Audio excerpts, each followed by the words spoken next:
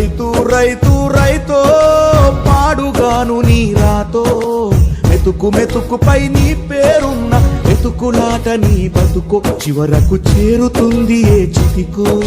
నువ్వు పండించే ధాన్యమే దేవుని గుళ్ళో ప్రసాదం ఆ దేవుడికెందుకు తెలియదు మరి నీ ఇంట్లో నీ విషాదం కళ్ళకత్తుకొని తింటారు నీ కన్నీళ్ళెవరు పాపరు రైతు రైతు రైతో పాడుగాను నీ రాతో